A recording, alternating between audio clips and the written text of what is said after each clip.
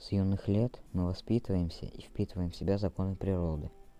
Моя малая родина – это прекрасный природный ландшафт, который доставляет огромную радость своей красотой, является домом для многих видов животных и растений, поддерживает равновесие химического состава веществ атмосферы, кислорода, углерода и азота, источник выделения активных химических соединений, фитоцидов, которые действуют губительно для микроорганизмов, образует гумус, имеет водоохранное и противоэрозийное значение, имеет широкое значение в медицине и широко используется в хозяйственной деятельности.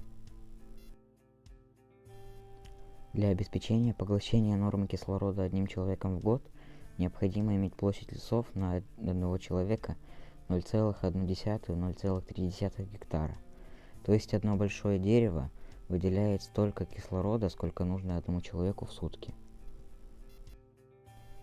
Анализируя роль сосновых лесов в жизни человека и биосферы, вызывает тревогу факт, произошедший 7 апреля 2020 года. Более 5000 гектаров леса погибло в Костанайской области после сильнейшего урагана. Лесным массивам природная стихия нанесла огромный урон. Шквальный ветер со снегом вырвал деревья из земли с корнем.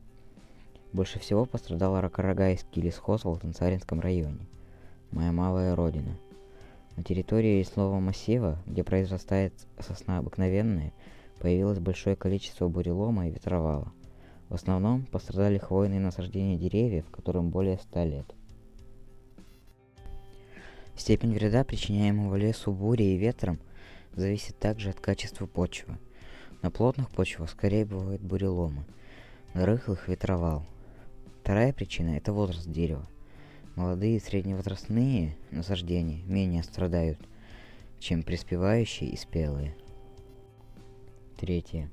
Деревья, выросшие в сомкнутых, полных насаждениях, сильнее повреждаются, чем произраставшие на свободе или на опушке, с краю леса.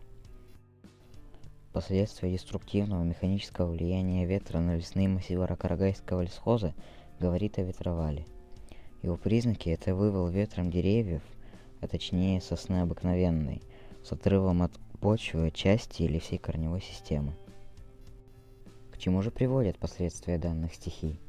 Какая сегодня стоит задача в решении факторов экологической проблемы?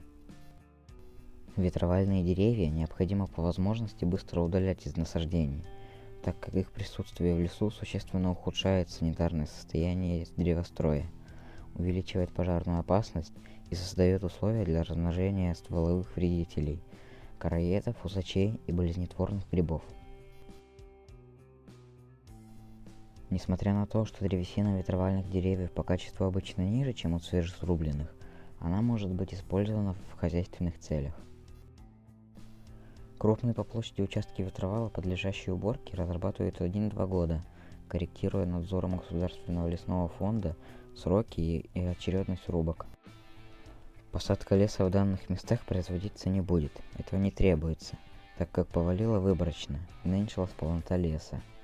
Но все же ежегодные посадки молодых саженцев на более открытых полянах будут проводиться по плану.